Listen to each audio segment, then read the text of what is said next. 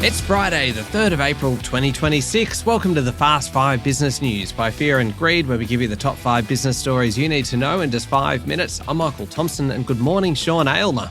Good morning, Michael. Sean, 5 stories, 5 minutes, let's go. Story number 1, US President Donald Trump has warned that the US will hit Iran extremely hard over the next 2 to 3 weeks, but has not provided a timeline for the end of the war. In a nationally televised address, the president said the war was nearing completion, then went on to say that he was committed to bombing Iran, quote, back to the Stone Ages where they belong. Later, he said the US was getting very close to finishing the job. Earlier in the day, Trump had threatened to pull out of NATO, though he didn't mention that in his address. Financial markets were not impressed with his 19-minute speech, and the price of oil jumped. Equity markets fell. Trump said little about the economic consequence of the war. Now, the average gas price in the US is pushed beyond $4 a gallon, which is a benchmark there. Back home, Prime Minister Anthony Albanese delivered a rebuke of the ongoing war and of Donald Trump, really, questioning what the president hoped to achieve. He said it wasn't clear what the endpoint was. Speaking at the National Press Club, he said the longer the war went on, the more significant the impact for the global economy. However, he did maintain that the Australia-US alliance remains strong and restated his support for the AUKUS deal. Little bit of good news, though, for motorists, Sean. Drivers around Australia will pay 5.7 cents a litre less for petrol after Queensland joined Victoria in ending its opposition to a deal to hand back a GST windfall caused by the spike in fuel prices. That means with the federal government's 26.3 cents a litre, 32 cents a litre comes off the price of petrol. We're already starting to see that at the Bowser. Good. All right. Story number 2. Prime Minister Anthony Albanese yesterday outlined gambling advertising reforms, including celebrities and sports players being banned from appearing in gambling ads and odds-style promotions, and limits on the number of ads on radio and TV. TV stations would be limited to broadcasting 3 gambling ads an hour between 6 a.m. and 8:30 p.m, while advertising on radio would be banned during the school drop-off and pick-up times. Advertising on social media will be limited to accounts where the user is verified as being aged over 18, and all users will have the option to opt out of seeing gambling ads, as well as celebrities and sports players being banned from appearing in gambling ads. Promotions will be stopped in sports venues and on playing jerseys.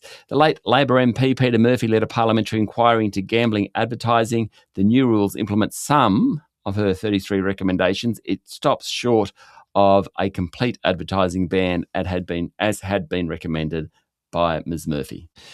Story number 3, the federal government will provide more support for critical industries, including oil refining, with Prime Minister Anthony Albanese saying the free market approach of past decades has left Australia vulnerable to shocks such as the current oil crisis. The changes are likely to be part of the May 12 federal budget, which Albanese says will be reformist. Let's hope so. The government will bring forward about $6.2 billion in concessional capital. There's $1 billion for the Economic Resilience Program, $5 billion for the Net Zero Fund. That's about manufacturing investment, energy efficiency, that type of stuff. Speaking at the National Press Club, the Prime Minister said there will be new short-term spending to address the cost of living crisis, which of course has been exacerbated by the Middle East war. He also had a crack at One Nation, saying he does not want Australia to return to the heavily protected industries and economy of the past century. Story number 4, SpaceX, which is of course Elon Musk's rocket and satellite maker, has filed confidentially an initial public offering, setting the stage for what could be one of the largest offerings ever. The company is committed to debuting in June, and Musk is aiming to raise between 50 and 75 billion US dollars. That's 70 to 110 billion Aussie thereabouts, according to the New York Times. SpaceX values itself at more than $1 trillion US. It would be one of the most valuable companies to reach the share market. The all-time record is Saudi Aramco's 2019 debut. That was 1.7 trillion US. Probably won't quite get to there. SpaceX offering would be certainly generational money making for Wall Street, for a bunch of employees, and of course for Musk.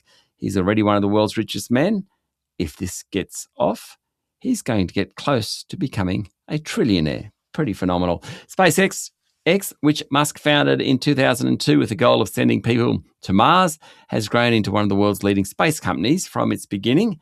Musk has said SpaceX's ultimate mission is to make humans a multi-planetary species, ensuring that life would thrive if something happened here on Earth. Last one, story number 5. Tech giant Apple turned 50 years old this week, starting in a garage and progressing through personal computers and iPhones, iPods, AirPods. It's now the world's second most valuable company, worth $3.7 trillion US. Some of these stats are incredible, Sean. Apple has now got 166,000 full-time employees around the world. There are 2.5 billion active devices. Incredible. Yeah. Famous for its design capability as well, Michael. And then as much as it is for its technology, it sort of blurred the line between work and play, I suppose. It was co-founded by Steve Jobs, the marketing wizard, Steve Wozniak, the engineering wizard, and a guy called Ron Wayne, back office guy. He cashed out his 10% for $800 after a couple of weeks. Oof, ouch. Wozniak built the first personal computer while working for Hewlett-Packard. HP wasn't interested in it, so he went out on his own with Steve Jobs. Had its ups and downs. In the 1990s, it was days away from bankruptcy before Steve Jobs returned after about a decade and revived it. In fact, it survived and thrived. Jobs, of course, tragically died of pancreatic cancer back in 2011. All right, there we go. The top 5 business stories in 5 minutes. Thank you very much, Sean. Thank you, Michael.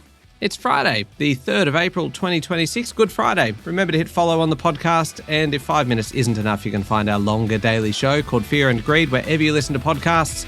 I'm Michael Thompson, and that was the Fast 5 Business News by Fear and Greed. Have a great day.